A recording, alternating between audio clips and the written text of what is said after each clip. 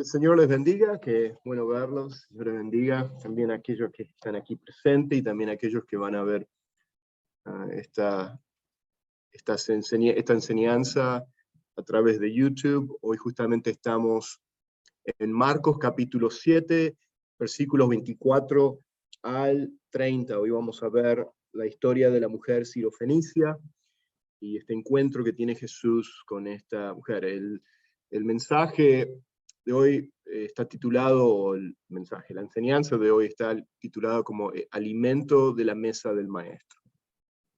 Así que, si me permite, vamos a orar y dar comienzo con la enseñanza de hoy. Así que preparen sus Biblias también. Para aquellos que van a ver este video, el paralelo de Marcos 7 es Mateo capítulo 15, y son los versículos del 21 al 28, que también es el paralelo de este pasaje de Marcos capítulo 7. Así que, ¿por qué no oramos? Padre, te amamos, te damos gracias por una vez más que tú nos das esta oportunidad de poder reunirnos, de juntarnos como hermanos en Cristo acá para, Señor, poder estudiar tu santa palabra, Señor. Pedimos, Señor, que tú ilumines nuestro entendimiento y pedimos, Señor, que a través del estudio de tu palabra, que crezca cada vez más, Señor, esta pasión, este amor hacia ti, Señor, de conocerte cada vez más a través de tu palabra, Señor. Y, Señor, que del ver, Señor, la identidad que se nos revela a través de este estudio, Señor, de quién tú eres, Señor. Te amamos, Señor, y te damos gracias, Señor, por enseñarnos en este día, Señor. Y que, Señor, que esta palabra, Señor, sea también motivo o la manera en la cual va cambiando, Señor, nuestras vidas, transformando nuestras vidas cada vez más a tu imagen. Para tu gloria y tu honra te lo pedimos esto en el nombre de Jesús. Amén. Muy bien.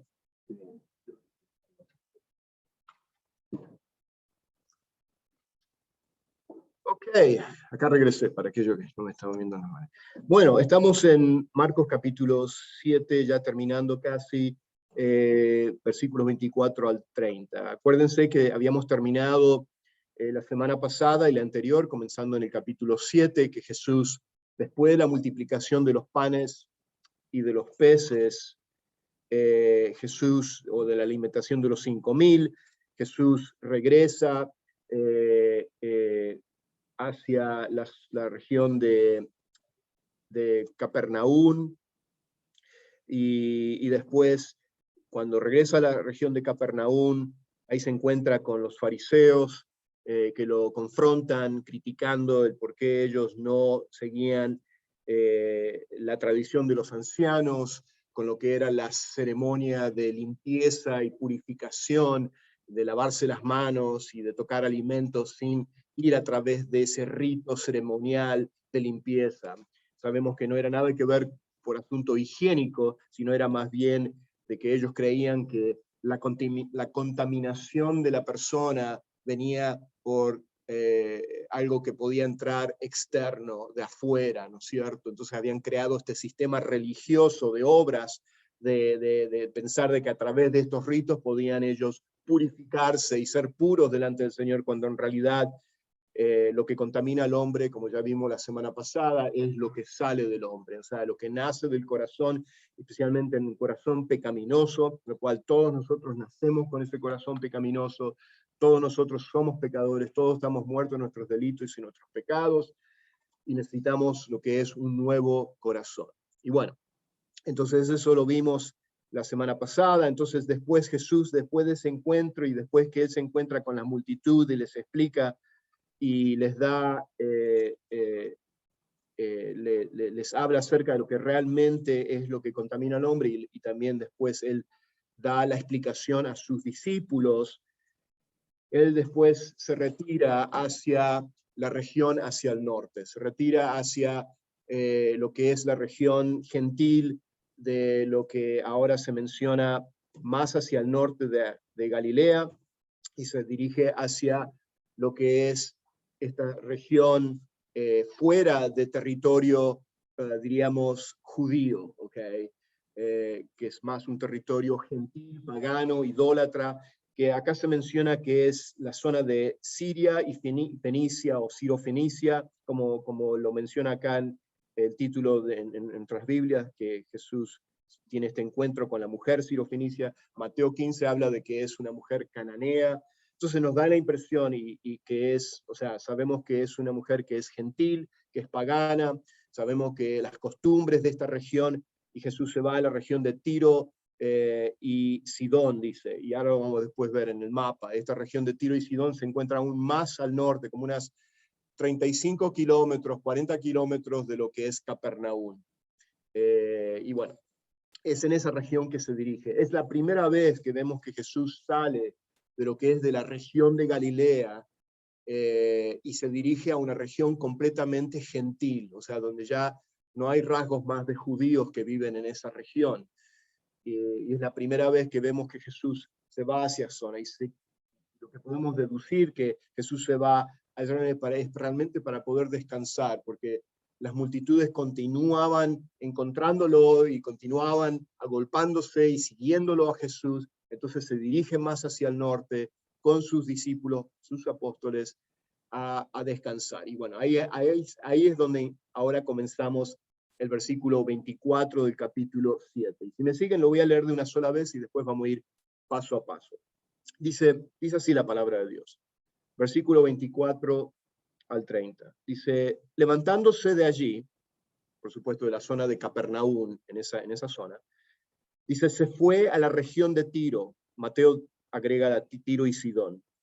Dice, y entrando en una casa, no quería que nadie lo supiera, pero no pudo pasar inadvertido. Sino que enseguida, al oír hablar de él, una mujer cuya hijita tenía un espíritu inmundo, fue y se postró a sus pies. Yo ahí lo subrayé y lo marqué. Hay muchos detalles acá que vamos a ver. La mujer era gentil, sirofenicia, de nacimiento, y le rogaba que echara fuera de su hija al demonio. Y le decía, deja que primero los hijos se sacien, pues no está bien tomar el pan de los hijos y echarlos a los perrillos. Pero ella respondió y le dijo, es cierto, Señor, pero aún los perrillos debajo de la mesa comen las migajas de los hijos. Y él le dijo, por esta respuesta, vete, el demonio ha salido de tu hija. Y cuando ella volvió a su casa, halló que la niña estaba acostada en la cama y que el demonio había salido. Wow, qué historia acá vemos de esta mujer gentil, esta mujer pagana, la cual tiene una hijita, no sabemos la edad de ella, pero es una jovencita, una niña, en la cual estaba endemoniada. Y tremendo de pensar de que aún un niño puede ser endemoniado, pero vemos que también en esta región de Tiro y Sidón, una región muy oscura, en tinieblas, diríamos, una región completamente entregada a la idolatría, a la adoración de ídolos, ¿entendés? Y eso es lo que puede llevar a abrir las puertas a los demonios, de que las personas sean endemoniadas. Y bueno, ahí tenemos esta historia. Quise leerlo de una sola vez para que entonces después entendamos. Lo leí de la Biblia de las Américas, pero también tengo en la pantalla, voy a tener la traducción también de Reina Valera. Así que estoy usando las dos traducciones en esto, ¿ok? Normalmente eso lo hago solamente en estudio, o sea, cuando uso varias traducciones. Bueno, acá vemos en esta historia que Dios siempre quiso que el mensaje de la salvación se extendiera a todo el mundo. Tenemos que entender que primeramente Jesús vino a traer la palabra de Dios, el mensaje del reino.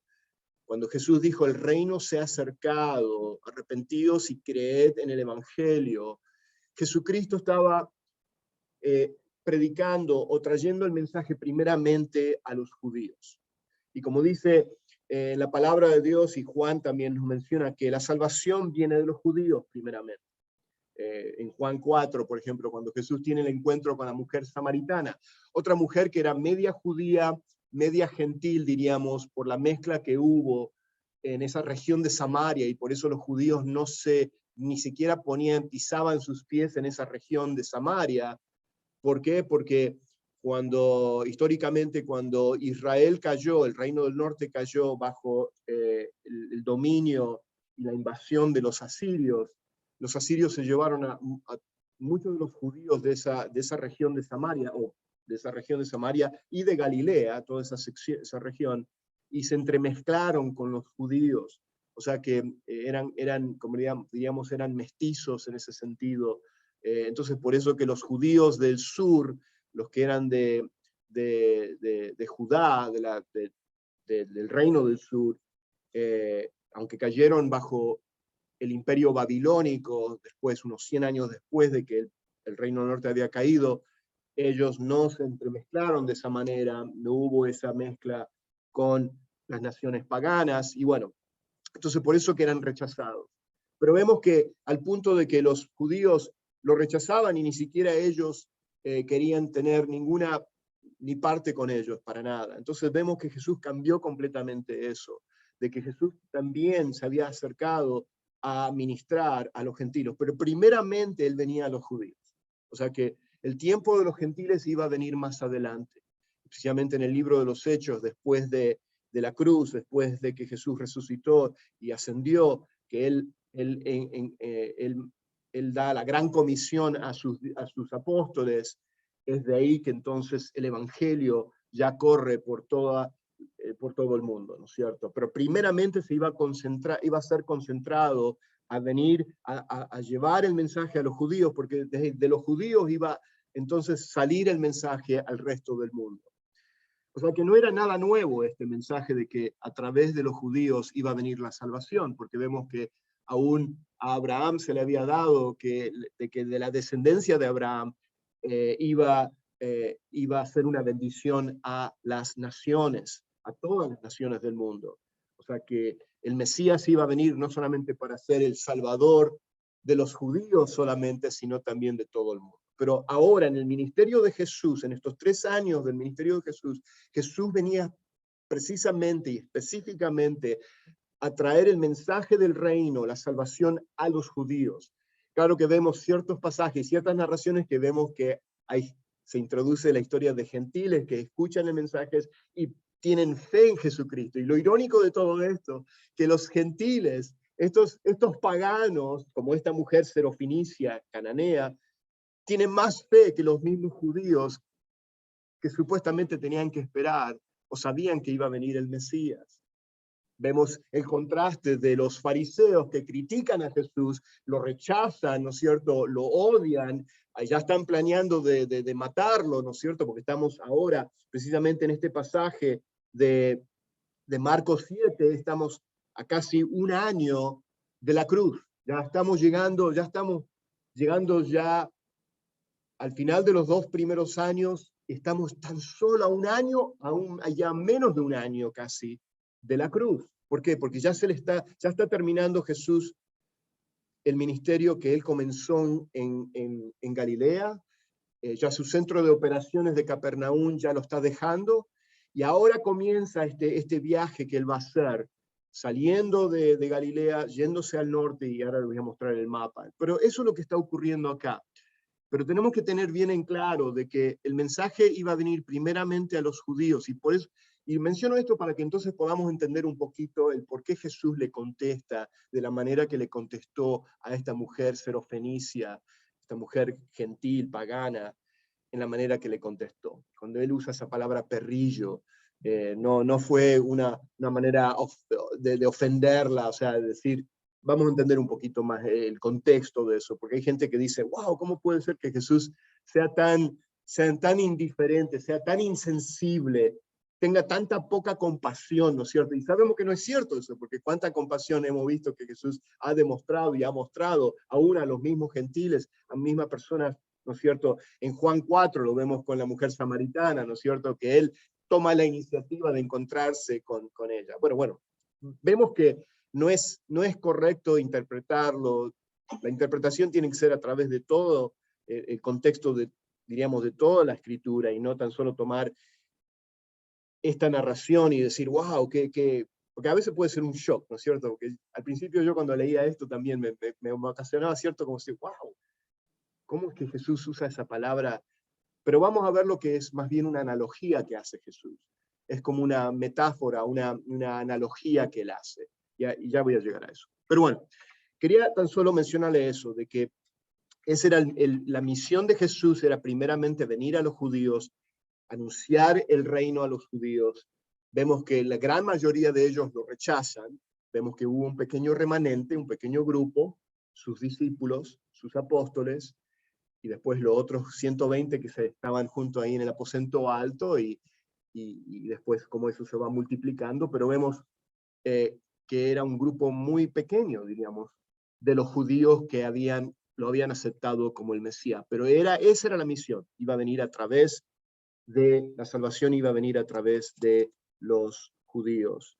Les leo así rápidamente en Romanos 1, hablando acerca de la misión de Jesús, el Evangelio, cuando dice, porque no me avergüenzo del Evangelio, dice Pablo, pues es el poder de Dios para la salvación de todo el que cree, del judío primeramente. Ve acá Pablo, él menciona eso, primeramente fue el judío, y sí también del griego. Y cuando habla primeramente el judío, habla del griego, está hablando de todo aquel que no era judío, todo aquel que era un gentil. Nosotros somos esos griegos, entre comillas, por decirlo así. Nosotros, el Evangelio de los judíos que comenzó, ¿no es cierto?, con ese pequeño grupo que comenzó en ese aposento alto, el Evangelio ahora se ha extendido a todos nosotros, y hoy, después, más de 2000 años después, nosotros somos el fruto del Evangelio que fue, ¿no es cierto?, transmitido y llevado en la gran comisión por esos primeros judíos. Ve cómo la salvación vino primeramente a los judíos con esa misión.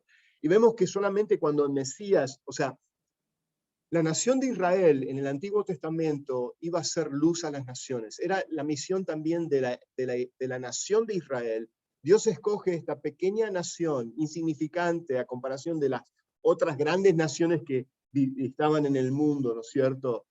Él escoge esta pequeña nación que viene a nacer de la simiente de Abraham. Abraham siendo viéndose del Ur de los caldeos, ¿no es cierto? Siendo él también pagano. De ahí nace la nación de Israel, y el Señor escoge esta nación pequeña, insignificante, para entonces revelarse él, Dios, a través de los profetas, a través de Moisés, a través, trayendo los mandamientos y todo eso, revelarse a esta nación, para que entonces esta nación pudiera ser luz a las demás naciones, de comunicar la verdad de que existe un verdadero Dios, y de que Dios va a enviar un Salvador. Esa era la misión de Israel, y Israel falló en esa misión, porque después vemos que siglos después y años después, los fariseos formaron su propia, o sea, religión, y ellos se encerraron y se hicieron exclusivos y rechazaron a los demás gentiles, al punto de que los judíos llamaban a los gentiles, a los no judíos, ¿no es cierto? Aquellos que no eran judíos, los llamaban perros. Okay, ahora vamos a ver un poquito la relación de cuando Jesús usa la palabra perrillos, pero lo usaban en una manera despectiva, porque en ese tiempo los perros, en el contexto, o sea, en la palabra que se usa de perros, o sea, no perrillos, no la palabra que Jesús usó, es un poquito diferente, pero la palabra perros eran perros salvajes en ese tiempo. No es como hoy en día que yo tengo mi perrita, mi perrito, y son muy domesticados. Hoy los perros son muy domesticados. En ese tiempo los perros eran muy salvajes, y andaban así sueltos, y nadie los quería, los perros, porque sumamente atacaban a otros animales, ¿no es cierto?, como ser las ovejas, y bueno, eran perros salvajes. Entonces, ve el contexto de en qué sentido los judíos mencionaban a los gentiles como perros, decían, estos son salvajes, estos no son, ¿no es cierto?, ellos no tienen, no son del pacto de Dios, ¿no es cierto?, esos están fuera de la gracia de Dios, están fuera de la misericordia de Dios, lo que no era cierto. O sea que, como sabemos, la misericordia de Dios era también, y la gracia de Dios, la salvación de Dios, no era solamente para los judíos, sino también para los gentiles y para todos nosotros. Pero bueno, esa era la mentalidad del judío. Ellos eran muy, iba a usar la palabra racista, ellos eran muy, perdón, inclusivos, inclusivos. Iba a usar la palabra que ellos eran muy también discriminantes en ese sentido, discriminaban a las demás naciones porque ellos se creían que ellos eran el pueblo santo, el pueblo de Dios, y eran los que estaban más lejos de Dios, porque habían formado su propia religión y habían rechazado al mismo Mesías que venía a ellos primeramente a anunciarles el reino. Este era el rey venidero, el rey prometido, el cual todas las señales apuntaban de que este era el Cristo, el Jesús, y ellos conociendo, siendo el pueblo de Dios, que tenían la ley de Dios, tenían a Moisés, ¿no es cierto?, y tenían el Pentateuco, y tenían las escrituras, y las profecías de los profetas de la antigüedad, todo eso ellos tenían para entonces poder validar y decir, este es el que ha sido prometido. No, lo rechazaron. Ellos valoraban más sus propias tradiciones, y Jesús mismo se lo dijo, ¿no es cierto? Ese fue el encuentro que tuvo Jesús con los fariseos en el capítulo 7, ¿se acuerdan que lo que estudiamos? Cuando Jesús dijo, dejando el mandamiento de Dios, os aferráis a la tradición de los hombres. Y precisamente eso es lo que hicieron. Rechazaron a Dios para ellos aferrarse a su propia religión, que es lo que hoy en día mucha gente hace. Hay gente que dice que cree en Dios, pero ellos están aferrados a su propia manera de creer en Dios. Ellos hacen a Dios a su imagen, hacen a Dios a su manera. No es el Dios de la Biblia, no es el Dios bíblico, no es el Dios en el cual se nos ha sido revelado en la santa palabra de Dios, sino que es un Dios, diríamos, de su propia religión, formados a su imagen, porque es la manera que pueden estar en control de ese Dios. Esa es la manera en la cual, por eso que es una religión de obras, porque creen que de alguna manera yo, en mi propio esfuerzo, yo puedo ganarme el favor de Dios, la salvación y todo eso. Y vemos que no es así. A su conveniencia. Que hoy en día mucha gente cristiana, diríamos, tienen este Dios de conveniencia. Es el Dios que me prospera. Es el Dios que yo tengo que ser próspero, sano, con salud, todo ese tipo de creencias. Es el Dios que me perdona a mí, pero nadie más. O que me perdona a mí y nadie más, y bueno. Me va a perdonar. Buen punto, o sea, y es una creencia falsa en la cual mucha gente se cree que porque dicen que supuestamente confesaron a Jesús, pero después viven como bien se les antoja en sus vidas. Y no estoy diciendo, porque nuevamente, la salvación no es por obras, pero cuando hay una verdadera fe salvadora, como la vamos a ver en esta mujer serofenicia, esta mujer cananea, esta mujer pagana, ella demuestra tener una verdadera fe salvadora por lo que ella hace, por lo que ella dice, por la manera que se acerca a Jesús, en la manera que se postra, todas esas señales que da a decir, esta mujer realmente demostró tener una verdadera fe salvadora, porque eso es lo que lleva, cuando uno viene a poner su fe en Jesucristo, hay una humildad, o sea, nos humillamos delante del Señor, hay humildad, ¿no es cierto?, en reconocer mi condición de ser perdido, de realmente necesitar la salvación y el perdón de mis pecados. Eso es lo que me lleva, ¿no es cierto?, a reconocerlo a Él, de que no hay otra manera, no hay otra salvación, no hay otra manera que mis pecados pueden ser perdonados, que me lleva a aferrarme a Él, ¿no es cierto?